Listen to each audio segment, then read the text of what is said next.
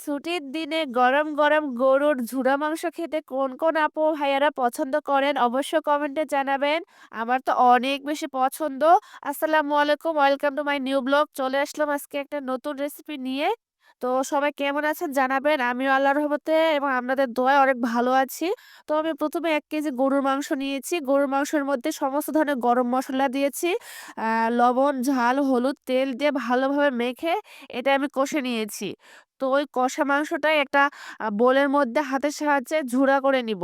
তো এটা আপনারা পাটা নোড়ার মাধ্যমেও করে নিতে পারেন। তো আমি হাতের সাহায্যে ভালোভাবে ঝুরা করে নিচ্ছি। তো এই তো আমার সবগুলো ঝুরা মাংস করে নেওয়া হয়ে গিয়েছে। এটা এক সাইডে রেখে দিয়ে চলে গেলাম আমি পরবর্তী স্টেপে। এখানে একটা ননস্টিক প্যান নিয়েছি। তারপর রান্নার রেগুলার তেল দিব। তো এখানে সয়াবিন তেলটা আমি এড করেছি। আপনারা যদি সরিষার তেল খান তাহলে এটাও সরিষার তেলও এড করতে পারেন। কোনো সমস্যা নেই। তো তেলটা দেওয়ার পর হালকা একটু গরম হয়ে আসলে এখানে আমি পেঁয়াজ কুচি দিয়েছি। তো পেঁয়াজের পরিমাণটা আমি একটু বেশি করে দিয়েছি। আপনাদের পছন্দ মতো দিয়ে দিবেন।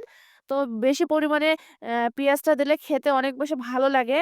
আর অনেকে বলতে পারেন এতগুলো পেঁয়াজ দিয়ে খেতে ভালো লাগবে? হ্যাঁ, অবশ্যই একবার হলে বানিয়ে দেখবেন। এত মজার হয় খেতে। তো আমি এখানে দিয়েছি আদা রসুনের পেস্ট দিচ্ছি, জিরা পেস্ট দিচ্ছি।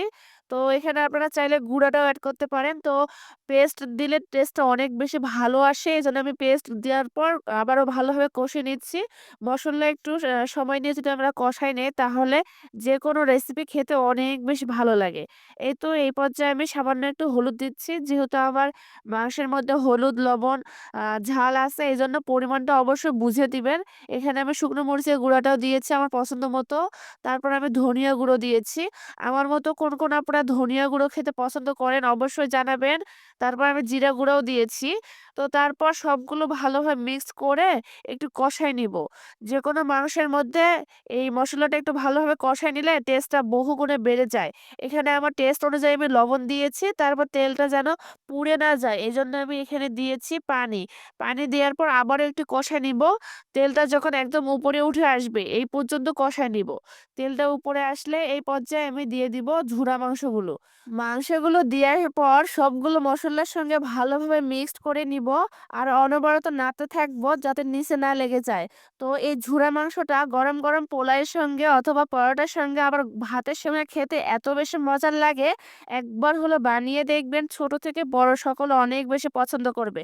আমি তো এটা মাঝে মাঝে বানাই আর এত বেশি টেস্ট হয় যে বানানো মাত্রই শেষ হয়। বিভিন্ন ধরনের অনুষ্ঠানে অথবা ঈদ স্পেশাল এটা একবার হলে বানিয়ে দেখবেন, একদম ঘরোয়া মসল্লায় ঝটপট তৈরি করে নিতে পারেন গরুর মাংসের ঝুরা।